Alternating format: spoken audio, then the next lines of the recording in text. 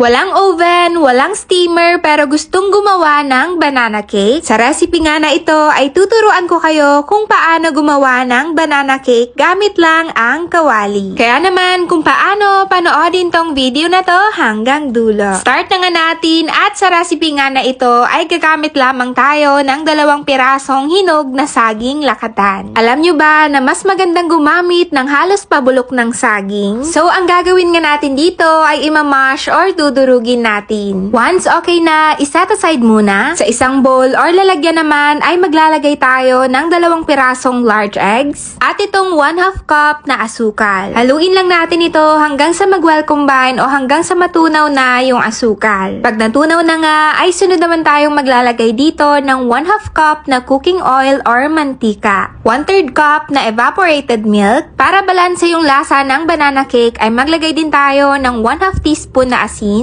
At para naman mawala yung lansa ng itlog ay maglagay lang din tayo ng 1/2 teaspoon na vanilla. And then hahaluin lang ulit natin ito hanggang sa mag-well combine. Sunod na rin natin ilalagay dito yung mga dry ingredients. Tulad nga nitong 1 1/2 cup na all-purpose flour or harina, 1 teaspoon na baking powder at 1 teaspoon na baking soda. Kung walang baking soda guys, ay doblehin nyo na lang yung paglagay or yung sukat ng baking powder. Pagkatapos nga natin itong maihalo ay ilalagay na rin natin dito yung na-mash or nadurog natin na saging. And then pagkalagay nga ay hahaluin ulit natin ito hanggang sa mag-well combine. Ito naman ay optional lamang pero much better nga kung maglalagay din tayo ng chocolate chips. Dito nga ay gumamit lamang ako ng 1/4 cup na chocolate chips. Again, optional lamang ito, pwede tayong maglagay at pwede namang hindi na lang. So okay na nga tayo sa paggawa ng mixture kaya punta na rin tayo dito sa gagamitin nating pan or kawali. Dito nga ay maglalagay lang tayo ng kaunting cooking oil or mantika at gamit nga itong ating brush ay ipapahid natin ito. Kailangan nga natin itong pahidan ng mantika upang hindi dumikit yung banana cake. Matapos nga natin itong pahidan ng mantika ay isasali na rin natin dito yung mixture. Takpan at isasalang na rin natin ito ngayon sa ating kalan. Isindi ang apoy sa pinakamahina or low heat at lulutuin nga natin ito sa loob ng 20 minutes. Pagkalipas nga ng 20 minutes, buksan at para nga malaman kung luto na ito ay toothpick test lang. Tusukin lang ito gamit ang toothpick pagka walang sumama or dumikit meaning luto na. Once na naluto na nga, i-cool down lang natin ito or medyo palamigin at pwede na natin itong hiwain sa preferred nating size para ma-serve na at para matikman na rin. Medyo toasted lang yung ilalim nito kaya naman don't worry guys dahil hindi ito sunog. O diba? At gamit nga lang ang ating kawali ay pwede tayong makagawa ng paborito nating banana cake. Sure ako na magugustuhan nyo to kaya itry nyo na agad.